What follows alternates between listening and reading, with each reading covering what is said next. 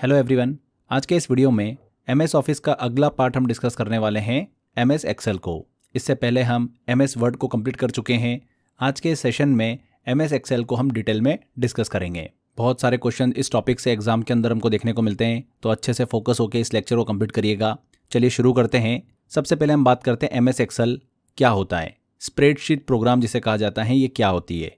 तो MS Excel basically एक software होता है, कंप्यूटर सॉफ्टवेयर होता है, जिसका उपयोग डेटा को टेबल में अरेंज करने के लिए किया जाता है, रो और कॉलम के फॉर्मेट में। इसमें कैलकुलेशन, डेटा एनालिसिस और ग्राफ बनाने जैसे काम आसानी से किए जा सकते हैं। आगे देखिए, एक्सेल फाइल की बात करते हैं कि ये क्या होती है। तो एक्सेल फाइल एक वर्कबुक होती है बेसिकली, जिसमें कई शीट्स और चार्ट्स का कलेक्शन होता है। ये फाइल .xlsx एक्सटेंशन के साथ में सेव होती हैं।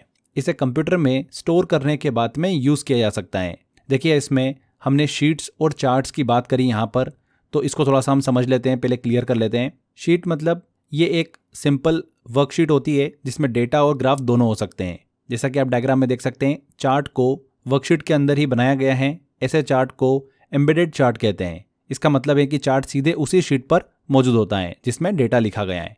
चार्ट की बात करते हैं तो ये एक अलग चार्ट शीट है और इस शीट में सिर्फ चार्ट दिखाई देता है, हमको डेटा नज़र नहीं आता है। जब आप किसी चार्ट को एक अलग शीट पर ले जाते हो तो वो चार्ट शीट कहलाता है। आगे देखिए, एक्सेल फाइल नेम की बात करते हैं तो बाय डिफ़ॉल्ट जो फाइल होती है उसका नाम क्या होता है, बुक 1 होता है। अगर आप कोई फाइल क्रिएट करते हैं और उसको सेव करते हैं तो बाय डिफ़ॉल्ट जो नाम आता है वो बुक 1 आता है। एक्सेल फाइल नेम की लेंथ अगर डिस्कस करें तो मैक्सिमम 225 कैरेक्टर की हो सकती है। एक्सेल फाइल एक्सटेंशन की बात करते हैं तो 2003 तक .xls एक्सटेंशन यूज़ किया जाता था। 2007 के बाद से .xlsx एक्सटेंशन यूज़ किया जाता है। 2003 तक कॉलम और रो की बात करें एक्सेल शीट में तो 256 कॉलम होते थे और 65,536 रो हो सकती थी। 2007 के बाद से ये कॉलम की संख्या बढ़कर कितनी हो गई है, 16,384 हो गई है और रो की संख्या हो गई है 10,48,576। यहाँ पर आप डायग्राम देख सकते हैं। एक्सेल की वर्कशीट दिखाई दे रही है आपको। इसमें कॉलम ABCDE हमको दिखाई दे रहे हैं और रो जो होते हैं वो 1 2 3 4 5 में हमको नज़र आ रही है। कॉलम और रो के मिलने से सेल बनता है, जैसे कि A1 B2 ये सभी क्या है, सेल हैं। इसमें कंट्रोल प्लस एरो की का यूज़ दिखाया गया है, जो एक्सेल में तेज़ी से डेटा को आखिरी पार्ट तक ले जाने के लिए होता है। एक्सेल के तौर पर कंट्रोल प्लस अगर हम डाउन एरो दबाते हैं तो आप आखिरी रो तक पहुँच सकते हैं। कंट्रोल प्लस राइट एरो दबाते हैं तो आखिरी कॉलम तक पहुँच जाते हैं।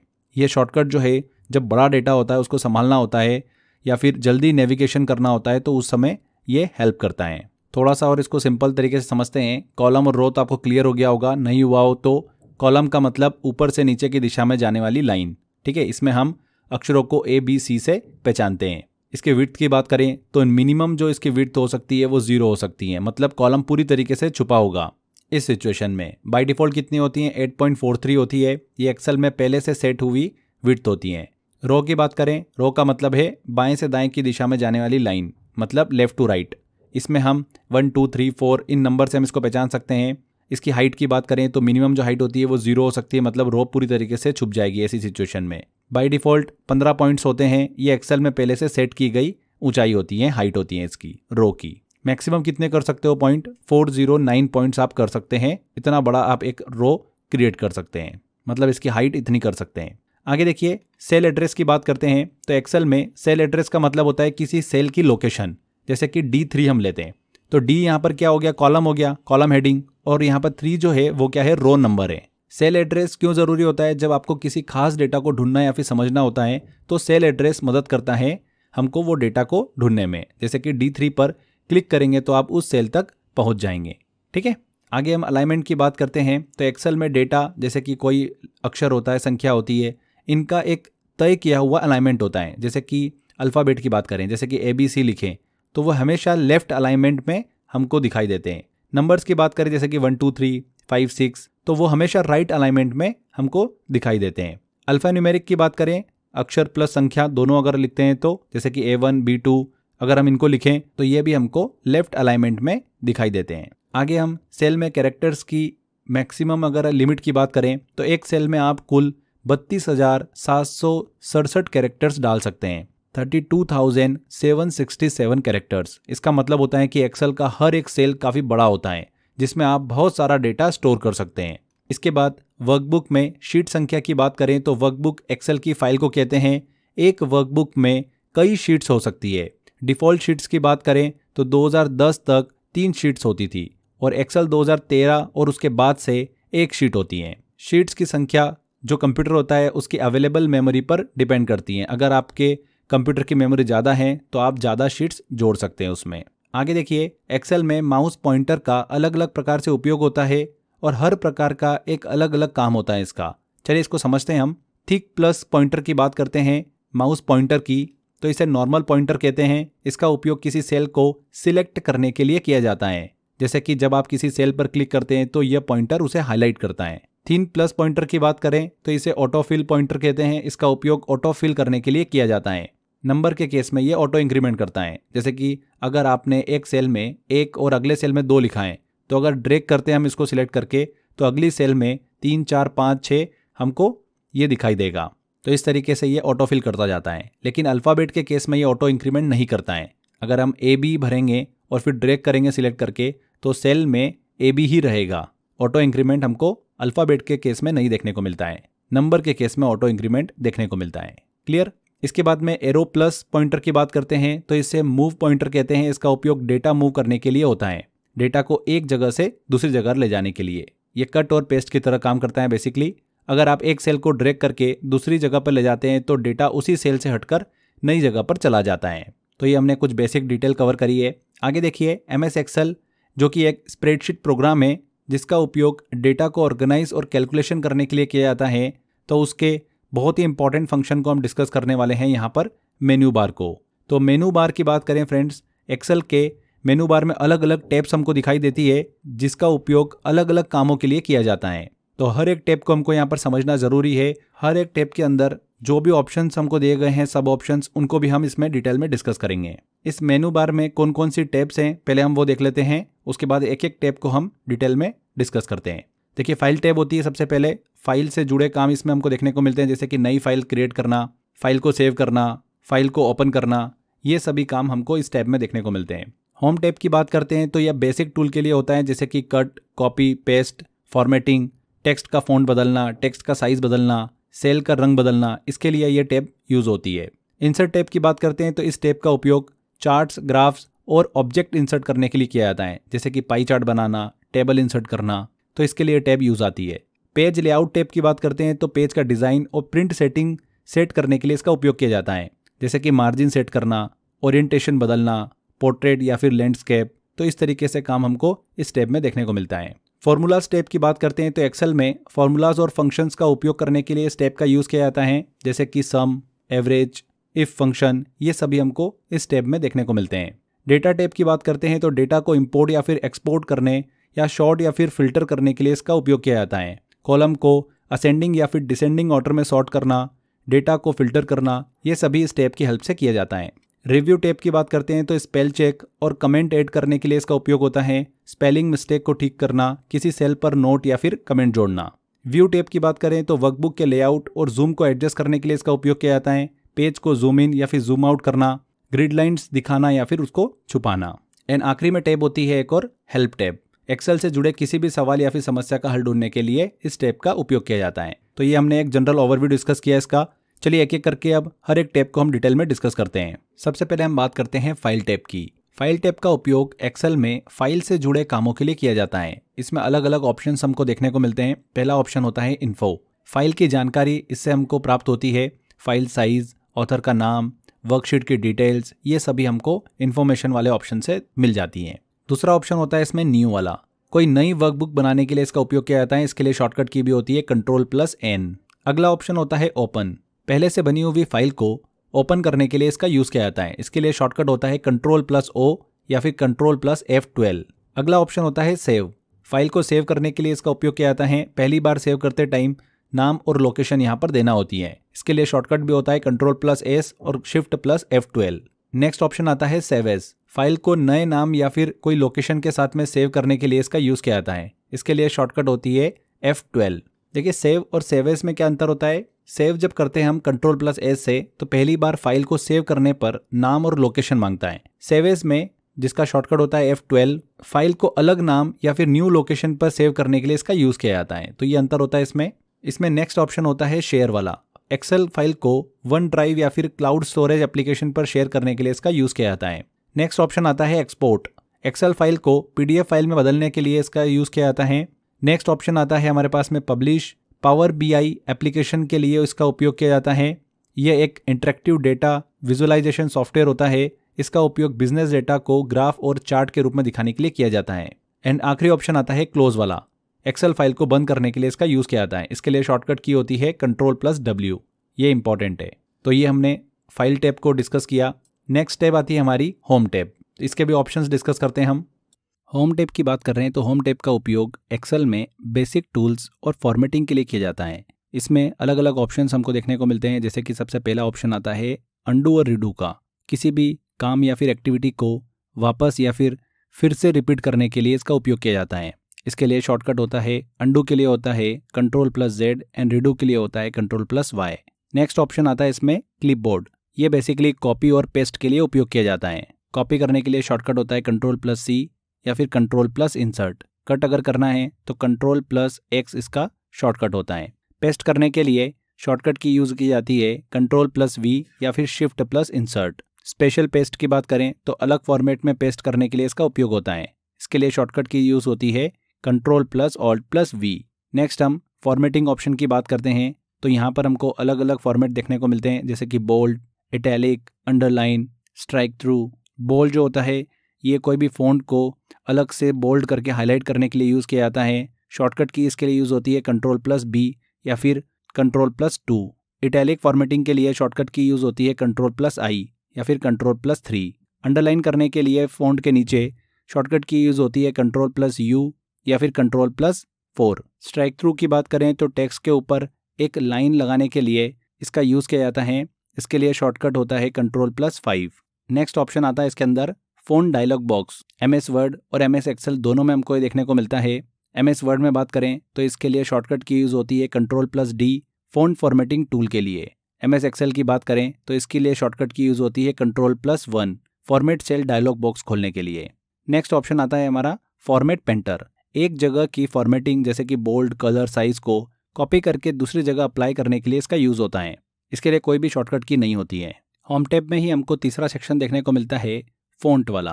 फ़ॉन्ट टैब का उपयोग एक्सेल में टेक्स्ट को डिज़ाइन और फॉर्मेट करने के लिए किया जाता है। इसमें अलग अलग ऑप्शन हमको देखने को मिलते हैं, जैसे कि font dialog box, bold, italic, underline, font typeface, font size, strike through. ये सभी हमको ऑप्शन देखने को मिलते हैं। फ़ॉन्ट टाइपफेस की बात करते हैं तो MS एक्सेल 2003 में जो डिफ़ॉल्ट फ़ॉन्ट होता था वो होता था टाइम्स न्यू रोमन। वहीं MS एक्सेल 2007 के बाद से जो इसके अंदर डिफ़ॉल्ट फ़ॉन्ट होता है वो कौन सा होता है? कैलिब्री होता है।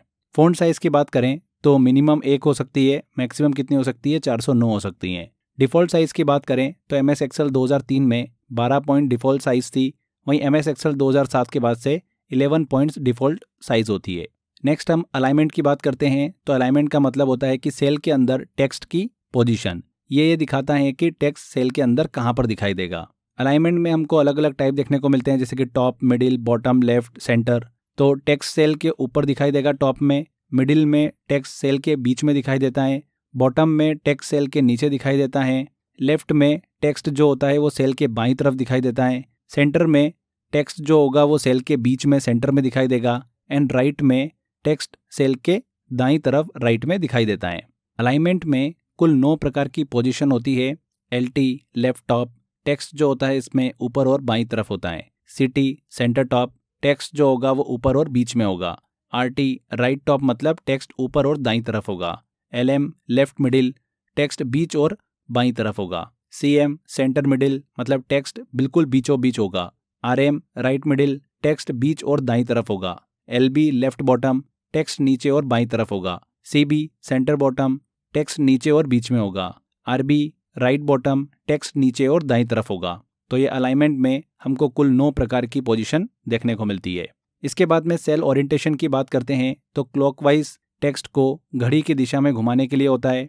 एंटी क्लॉकवाइज जो होता है ये टेक्स्ट को घड़ी की विपरीत दिशा में घुमाने के लिए होता है। वर्ड रैप टेक्स्ट की बात करते हैं तो सेल के अंदर टेक्स्ट के नीचे टेक्स्ट को लाने को रैप टेक्स्ट कहा जाता है।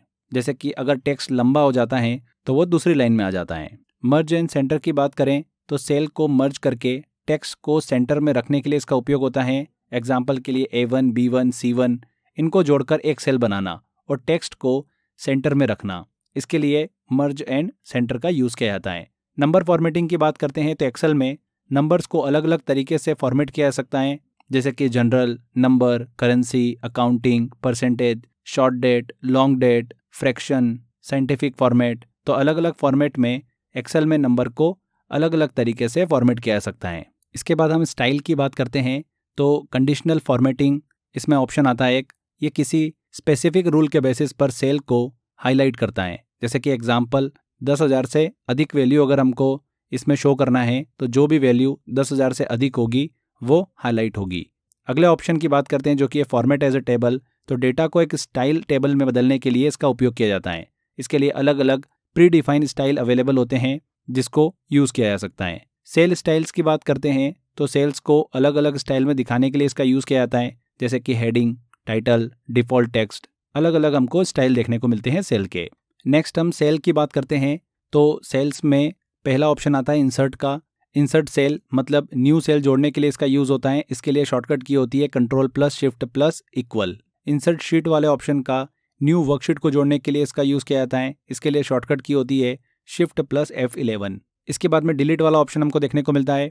अगर डिलीट करना है सेल को तो सेल को डिलीट करने के लिए इसका यूज़ होता है बेसिकली शॉर्टकट की होती है इसकी Ctrl+-। इसमें डिलीट कॉलम, डिलीट रो, डिलीट शीट मैनुअली सिलेक्ट होती है। नेक्स्ट ऑप्शन है फॉर्मेट। यहाँ पर पहला आपको देखने को मिलता है कॉलम विड्थ। अगर हमको कॉलम की विड्थ बदलना है तो उसके लिए ये यूज़ होता है। रो हाइट, रो की हाइट बदलने के लिए यूज़ होता है। इसके लिए शॉर्टकट की होती है Ctrl+9। हाइड या फिर अनहाइड करने वाला ऑप्शन भी आता है। कॉलम और रो को छुपाने या फिर दिखाने के लिए इसका यूज़ किया जाता है। इसके लिए शॉर्टकट की होती है Ctrl+0। नेक्स्ट ऑप्शन आता है हमारे पास में यहाँ पर एडिटिंग। एडिटिंग में भी हमको यहाँ पर सब ऑप्शन देखने को मिलते हैं, जैसे कि find, replace, go to, auto formula, auto sum. Find वाला ऑप्शन किसी भी टेक्स्ट या फिर वैल्यू को शीट में ढूंढने के लिए यूज़ होता है। इसके लिए शॉर्टकट की होती है Ctrl+F। रिप्लेस वाला ऑप्शन टेक्स्ट या फिर वैल्यू को चेंज करने के लिए, बदलने के लिए यूज़ होता है। इसके लिए शॉर्टकट होती है Ctrl+H। गो टू वाला ऑप्शन होता है शीट में किसी स्पेसिफिक सेल पर सीधे जाने के लिए। इसके लिए शॉर्टकट की यूज़ होती है Ctrl+G। ऑटो फार्मूला वाले ऑप्शन से फार्मूला लगाया जाता है। फार्मूला लगाने के लिए बेसिकली ये यूज़ होता है। ऑटो सम वाले ऑप्शन से किसी रेंज का टोटल निकालने के लिए हम इसको यूज़ करते हैं। नेक्स्ट ऑप्शन आता है इसमें एनालिसिस। डेटा का सिस्टमेटिक तरीके से एनालिसिस करने के लिए एक्सेल के इस टूल का यूज़ किया जाता है। तो यहाँ पर ये हमने होम टैब को अच्छे से डिस्कस किया। इसके बाद अगली टैब की तरफ चलते हैं जो कि है इंसर्ट टैब। इंसर्ट टैब में भी अलग अलग हमको देखिए ऑप्शन देखने को मिलते हैं। पहला ऑप्शन आता है टेबल का। टेबल का उपयोग डेटा को व्यवस्थित और फॉर्मेटेड रूप में दिखाने के लिए किया जाता है। सिंपल टेबल की बात करें तो मिनिमम साइज कितना होता है इसका 1:1 का होता है, 1 कॉलम और 1 रो। मैक्सिमम साइज कितना हो सकता है 16,384 कॉलम्स हो सकते हैं और 10,48,574 रो हो सकती है। टेबल का यूज़ डेटा को सिस्टमेटिक अरेंज करने के लिए किया जाता है। फिल्टरिंग और शॉर्टिंग जैसी फैसिलिटीज़ के लिए ये उपयोगी होती हैं। नेक्स्ट ऑप्शन आता है इसमें पिवट टेबल का। पिवट टेबल का उपयोग कॉम्प्लेक्स डेटा को आसानी से अरेंज और समराइज करने के लिए किया जाता है। ये टेबल के आधार पर डेटा का एनालिसिस करने के लिए एक महत्वपूर्ण टूल है। इसके बाद में अगला ऑप्शन आता है इसमें इलस्ट्रेशन। इलस्ट्रेशन में भी हमको यहाँ पर अलग अलग ऑप्शन देखने को मिलते हैं, जैसे कि पिक्चर। एक्सेल में इमेज जोड़ने के लिए इसका यूज़ होता है। आइकन्स एंड 3D मॉडल्स, तो एक्सेल में pre defined icons and 3D shape जोड़ने के लिए इसका यूज़ होता है, जैसे कि रेक्टेंगल, सर्कल, एरो। इन सबको इंसर्ट करने के लिए इस ऑप्शन का यूज़ होता है। नेक्स्ट अगला देखिए ऑप्शन आता है smart art. Pre defined graphics को डेटा को विजुअलाइज करने के लिए, प्रस्तुत करने के लिए इस ऑप्शन का बेसिकली यूज़ होता है, जैसे कि ऑर्गेनाइजेशनल चार्ट, प्रोसेस फ्लो, इन सब को बनाने के लिए ये ऑप्शन यूज़ आता है स्मार्ट आर्ट। अगला ऑप्शन आता है स्क्रीनशॉट। तो स्क्रीन क्लिपिंग के माध्यम से इमेज को एक्सेल में जोड़ने के लिए इसका यूज़ होता है। इसके बाद में अगला ऑप्शन की तरफ चलते हैं जो कि आता है एड-इन्स। एक्सेल में प्री डिफाइंड एप्लीकेशंस को जोड़ने के लिए ये यूज़ होता है। कुछ खास प्रकार की फंक्शनैलिटी के लिए उपयोगी होता है। चार्ट की बात करते हैं तो चार्ट का उपयोग डेटा को विजुअल रूप में दिखाने के लिए यूज़ किया जाता है। डिफ़ॉल्ट चार्ट जो होता है इसमें वो होता है कॉलम चार्ट। शॉर्टकट की क्या होती है इसकी F11। चार्ट का यूज़ हम क्यों करते हैं, डेटा को समझने और प्रेजेंट करने में आसान बनाता है चार्ट, इसलिए हम इसका यूज़ करते हैं सेल्स रिपोर्ट बनाने में, सेल्स रिपोर्ट को कॉलम चार्ट या फिर पाई चार्ट के रूप में दिखाना। नेक्स्ट ऑप्शन आता है 3D मैप। इसका उपयोग डेटा को 3D मतलब 3 डायमेंशनल व्यू में दिखाने के लिए किया जाता है। ये एडवांस डेटा विजुअलाइजेशन के लिए उपयोग होता है। अगला ऑप्शन आता है स्पार्कलाइन। स्पार्कलाइन छोटे चार्ट होते हैं जो एक सिंगल सेल के अंदर बनाए जाते हैं। इसका उपयोग डेटा की क्विक विजुअलाइजेशन के लिए किया जाता है। अगला ऑप्शन आता है फिल्टर। डेटा को सॉर्ट करने या फिर किसी विशेष जानकारी स्पेसिफिक डेटा को छांटने के लिए इसका यूज़ होता है। जैसे एग्जाम्पल के लिए किसी विशेष तारीख या फिर नाम का डेटा दिखाना होता है, तब फिल्टर का हम यूज़ करते हैं। जब बड़ा डेटा होता है ना, तो उसको ईजिली इस ऑप्शन के द्वारा मैनेज किया जा सकता है। अगला ऑप्शन आता है हाइपरलिंक। किसी सेल को एक लिंक जैसे कि वेब पेज, फाइल या फिर डॉक्यूमेंट से जोड़ने के लिए इस ऑप्शन का यूज़ होता है। इसके लिए शॉर्टकट होता है Ctrl+K। जैसे कि एग्जाम्पल एक्सेल में एक सेल पर क्लिक करने पर वेबसाइट खोलना, तब वहाँ पर हाइपरलिंक वाले ऑप्शन का यूज़ होता है। अगला ऑप्शन आता है कमेंट। किसी सेल में एक्स्ट्रा जानकारी, एडिशनल इन्फॉर्मेशन जोड़ने के लिए इस ऑप्शन का यूज़ किया जाता है। जिस सेल में कमेंट होता है उसे पहचानने के लिए उसके कोने पर पर्पल कलर का निशान होता है। इसके बाद अगला ऑप्शन आता है इसमें टेक्स्ट वाला, जिसमें सब ऑप्शन देखने को मिलते हैं अलग अलग हमको। टेक्स्ट बॉक्स, शीट में टेक्स्ट को अलग से जोड़ने के लिए इसका यूज़ होता है। हेडर एंड फुटर, पेज के ऊपर जोड़ा गया टेक्स्ट हेडर होता है, पेज के नीचे जोड़ा गया टेक्स्ट फुटर होता है। बाय डिफ़ॉल्ट हेडर और फुटर पेज लेआउट व्यू में दिखाई देते हैं। इसी में अगला ऑप्शन होता है वर्ड आर्ट का। वर्ड आर्ट का उपयोग जो शब्द होते हैं उनको अट्रैक्टिव दिखाने के लिए किया जाता है। टाइटल को स्टाइलिश दिखाने के लिए बेसिकली वर्ड आर्ट का यूज़ किया जाता है। इसके बाद अगला देखिए ऑप्शन आता है सिंबल्स का। इसमें सिंबल वाले ऑप्शन का यूज़ किया जाता है। अगर एक्सेल में हमको विशेष प्रकार के सिंबल जोड़ने होते हैं तब इसका यूज़ होता है। इक्वेशन वाले ऑप्शन से जो मैथमेटिकल इक्वेशन होती है उनको जोड़ने के लिए इस ऑप्शन का यूज़ किया जाता है। तो ये हमने इंसर्ट टैब को पूरा अच्छे से डिटेल में डिस्कस किया। आगे बढ़ते हैं, अब बात करते हैं हम पेज लेआउट टैब की। पेज लेआउट टैब का उपयोग एक्सेल में पेज की सेटिंग्स और लेआउट को कंट्रोल करने के लिए उपयोग आता है। ये मुख्य रूप से डेटा को प्रिंट करने और पेज को सेट करने में मदद करता है। इसमें हमको अलग अलग ऑप्शन देखने को मिलते हैं, जैसे कि थीम्स, पूरी वर्कशीट का लुक एंड फील बदलने के लिए इसका उपयोग किया जाता है। ये कलर्स, फ़ॉन्ट्स, इफेक्ट्स, इनको बदलने के लिए यूज़ होता है। पेज सेटअप की बात करते हैं, जिसमें मार्जिन्स वाला ऑप्शन हमको दिखता है। टेक्स्ट और पेज के एजेस के बीच की दूरी सेट करने के लिए यूज़ आता है। इसमें अलग अलग प्रकार के मार्जिन सेट किए जा सकते हैं। नॉर्मल मार्जिन की बात करें जो कि डिफ़ॉल्ट होता है, टॉप होता है 0.75, बॉटम होता है 0.75, लेफ्ट होता है 0.7 एंड राइट होता है 0.7 का। हेडर और फुटर की बात करें तो 0.3 और 0.3 के हेडर फुटर होते हैं। पेज ओरिएंटेशन वाला ऑप्शन आता है इसके अंदर। पेज को पोर्ट्रेट या फिर लैंडस्केप बोल सकते हैं कि खड़ा या फिर आड़ा मोड में सेट करने के लिए इस ऑप्शन का यूज़ होता है। डिफ़ॉल्ट ओरिएंटेशन जो होता है वो पोर्ट्रेट में होता है। अगला ऑप्शन आता है साइज़ का, पेज का आकार। तो पेज के आकार साइज़ को बदलने के लिए इसका यूज़ होता है। इसमें अलग अलग हमको साइज़ देखने को मिलते हैं। Letter, tabloid, legal, A3, A4, A5, B4, B5, executive and statement. Print area की बात करते हैं ऑप्शन की, तो ये एक बॉर्डर की तरह काम करता है। इसका उपयोग शीट के उस हिस्से को चुनने के लिए किया जाता है जिसे प्रिंट करना है हमको। पेज ब्रेक वाले ऑप्शन की बात करते हैं तो इसका उपयोग शीट में अलग अलग पेजेस को डिफाइन करने के लिए किया जाता है। यह प्रिंटिंग के दौरान ये डिसाइड करता है कि पेज कहाँ से नया शुरू होगा। पेज बैकग्राउंड की बात करें तो पेज पर इमेज या फिर बैकग्राउंड सेट करने के लिए इसका यूज़ किया जाता है। इसके बाद में स्केल टू फिट वाला ऑप्शन आता है। ये ऑप्शन कॉलम विड्थ और रो हाइट को एडजस्ट करने की हमको फैसिलिटी देता है। पेज को प्रिंटिंग साइज के अनुसार फिट करने के लिए ये उपयोग किया जाता है। शीट ऑप्शंस भी हमको यहाँ पर देखने को मिलते हैं। हेडिंग और ग्रिड लाइन के तौर पर हेडिंग की बात करें तो शीट के कॉलम हेडिंग्स ABC और रो हेडिंग्स 1, 2, 3 को दिखाने और छुपाने के लिए ये उपयोग आता है। ग्रिड लाइन की बात करें तो रो और कॉलम्स को डिफाइन करने वाली जो लाइंस होती है उनको दिखाने या फिर छुपाने के लिए हम इस ऑप्शन को यूज़ करते हैं। तो पेज लेआउट टैब जो है ये एक्सेल में प्रिंटिंग और पेज की जो उपस्थिति होती है उसको कस्टमाइज़ करने का एक बहुत ही इंपॉर्टेंट टूल है। इसके बाद में अगले टैब की तरफ चलते हैं जो कि आता है हमारा डेटा टैब। डेटा टैब का उपयोग एक्सेल में डेटा को इंपोर्ट करने और फिल्टर या फिर सॉर्ट करने या फिर डेटा का एनालाइज करने के लिए उपयोग किया जाता है। इसमें हमको अलग अलग विकल्प ऑप्शंस देखने को मिलते हैं, जैसे कि गेट एंड ट्रांसफॉर्म डेटा। इसमें हमको ऑप्शन देखने को मिलता है गेट डेटा का, जिसकी हेल्प से अलग अलग प्रकार की फाइल्स या फिर सोर्सेज से डेटा को इंपोर्ट किया जाता है।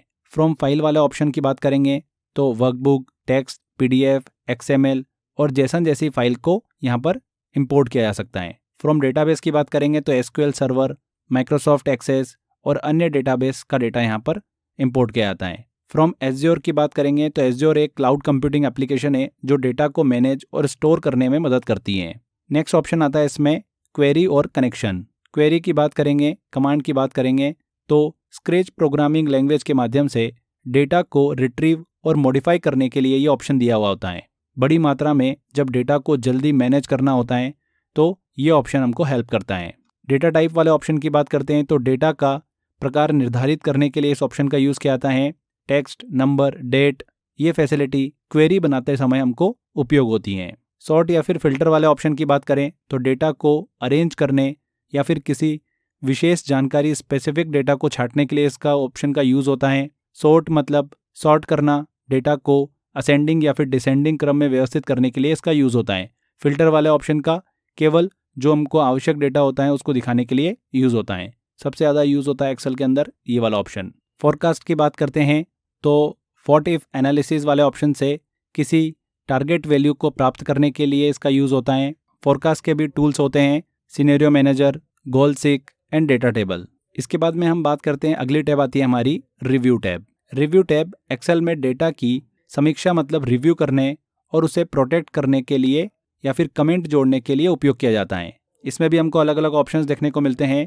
पहला ऑप्शन आता है प्रूफिंग, जिसमें हमको पहला देखिए यहाँ पर सब ऑप्शन दिखता है स्पेलिंग एंड ग्रामर चेक। तो वर्कशीट में स्पेलिंग और ग्रामर की गलतियों को जांचने के लिए इस ऑप्शन का यूज़ किया जाता है। इसके लिए शॉर्टकट की होती है F7। इसी में अगला विकल्प दिया हुआ होता है थिसॉर्स का। जब शब्दों के सिनोनियम्स या फिर एंटोनियम्स खोजने होते हैं तब इस ऑप्शन का यूज़ किया जाता है। इसके लिए शॉर्टकट की होती है Shift+F7। नेक्स्ट देखिए सब ऑप्शन देखने को मिलता है वर्कबुक स्टैटिक्स। वर्कशीट के स्टैटिक्स देखने के लिए इस ऑप्शन का यूज़ किया जाता है, जैसे कि टोटल सेल, फॉर्मूलाज, इन सब का यहाँ पर टोटल निकालने के लिए इस ऑप्शन का यूज़ होता है। अगला ऑप्शन आता है इसमें चेक एक्सेसिबिलिटी। वर्कशीट में जितनी भी मौजूदा मिस्टेक्स है या फिर वार्निंग्स हैं उनको ढूंढने के लिए इस ऑप्शन का यूज़ होता है। नेक्स्ट आता है ट्रांसलेट। टेक्स्ट को एक भाषा से दूसरी भाषा में बदलने के लिए इस ऑप्शन का यूज़ होता है।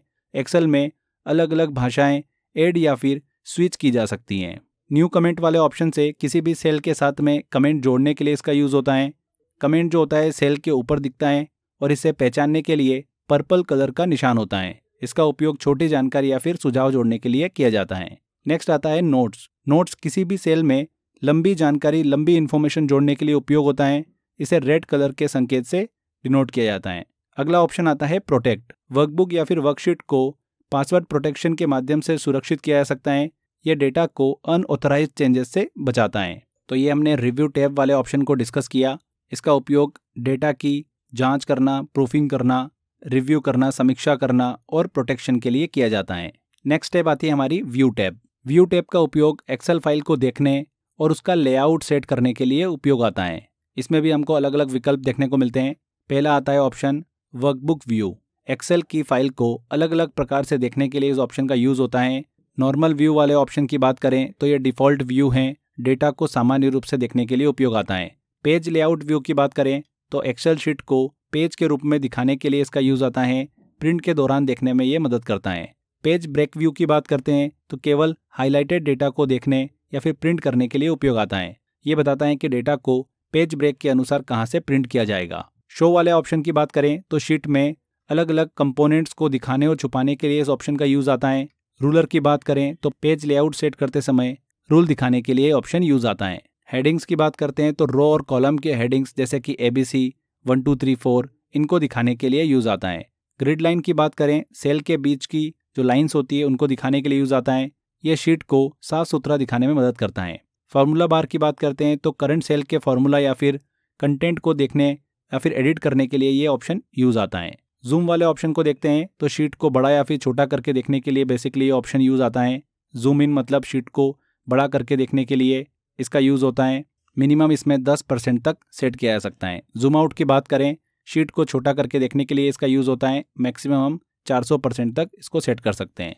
यहाँ पर और ऑप्शन होते हैं। जूम टू सिलेक्शन, केवल सिलेक्टेड सेल को जूम करके देखने के लिए इस ऑप्शन का यूज़ आता है। जो डिफ़ॉल्ट जूम होता है वो 100 पर सेट रहता है। नेक्स्ट विंडो वाले ऑप्शन की बात करते हैं तो इसमें भी अलग अलग विकल्प देखने को मिलते हैं हमको। न्यू विंडो की बात करते हैं तो एक ही वर्कबुक को दूसरी नई विंडो में खोलने के लिए ये उपयोग आता है। ये आपको एक ही वर्कबुक के अलग अलग हिस्सों पर एक साथ काम करने की फैसिलिटी देता है। अरेंज ऑल वाले ऑप्शन की बात करें तो जितनी भी खुली हुई वर्कबुक विंडोज होती है उनको व्यवस्थित करने के लिए ऑप्शन यूज आता है। इसे 4 प्रकार से अरेंज किया जा सकता है: टाइटल, हॉरिजॉन्टल, वर्टिकल और कैस्केड। फ्रीज पेन वाले ऑप्शन की बात करते हैं तो ये ऑप्शन रोज और कॉलम को स्थिर मतलब फ्रीज रखने के लिए यूज किया जाता है। फ्रीज पेन करेंगे मतलब किसी भी सिलेक्टेड रोज या फिर कॉलम को फ्रीज करना ताकि स्क्रॉल करने पर वो स्थिर रहे। फ्रीज टॉप रो की बात करेंगे तो केवल पहली रो को फ्रीज करने के लिए इसका यूज किया जाता है। फ्रीज फर्स्ट कॉलम, केवल पहली कॉलम को फ्रीज करने के लिए इस ऑप्शन का यूज किया जाता है। नेक्स्ट स्प्लिट विंडो की बात करते हैं तो वर्कशीट को 4 हिस्से में डिवाइड करके अलग अलग सेक्शन को एक साथ देखने के लिए इसका यूज आता है। ये एक ही शीट के अलग अलग हिस्सों पर एक साथ काम करने में मदद करता है। हाइड और अनहाइड वाले ऑप्शन की बात करते हैं तो एक्सेल फाइल मतलब वर्कबुक को टेम्परेरी छुपाने और वापस दिखाने के लिए ये ऑप्शन यूज आता है। ये उन फाइल्स को मैनेज करने के लिए उपयोगी होता है जिन्हें आप काम करते समय छुपाना चाहते हैं। स्विच विंडो की बात करें तो सभी खुली हुई एक्सेल फाइल वर्कबुक्स के बीच में जल्दी से स्विच करने के लिए ऑप्शन दिया हुआ होता है। ये आपको मल्टीपल फाइल्स पर आसानी से काम करने में हेल्प करता है। नेक्स्ट आता है मैक्रोज। मैक्रोज देखने और मैनेज करने के लिए इसका यूज होता है। इसकी शॉर्टकट की होती है Alt+F8। ये रिप्रेजेंटेटिव टास्क को ऑटोमेटेड करने के लिए उपयोग होता है। इसके बाद में हम आखिरी टैब को डिस्कस करते हैं जो कि है हेल्प। इसमें हेल्प F1 वाले ऑप्शन की बात करते हैं। एक्सेल से संबंधित टेक्स्ट बेस्ड हेल्प के लिए ये होता है। कॉन्टैक्ट सपोर्ट की बात करते हैं तो एक्सेल सपोर्ट टीम से चैटिंग द्वारा सहायता लेने के लिए ऑप्शन दिया हुआ होता है। फीडबैक की बात करें तो माइक्रोसॉफ्ट को कोई सजेशन देना होता है तो इस वाले ऑप्शन से दिया जा सकता है। शॉर्ट ट्रेनिंग की बात करें तो एक्सेल का उपयोग सीखने के लिए वीडियो ट्यूटोरियल्स दिए हुए होते हैं इस ऑप्शन के थ्रू, जिसकी हेल्प से एक्सेल की ट्रेनिंग ली जा सकती है। व्हाट्स न्यू वाले ऑप्शन की बात करें तो एक्सेल के नए फीचर्स और अपडेट देखने के लिए इस ऑप्शन का यूज़ किया जाता है। तो ये हमने फ्रेंड्स यहाँ पर अलग अलग टैब को अच्छे से डिटेल में डिस्कस किया। आई होप आपने ध्यान से देखा होगा। एक्सेल वाले हिस्से से काफ़ी क्वेश्चंस एग्जाम में बनते हैं तो काफ़ी इंपॉर्टेंट लेक्चर है। आपको करना यह है कि टेस्ट वाले सेक्शन में इस टॉपिक से रिलेटेड मैंने टेस्ट दे रखा है तो अच्छे से प्रैक्टिस करिए टेस्ट की। बार बार लगातार टेस्ट लगाते रहिए।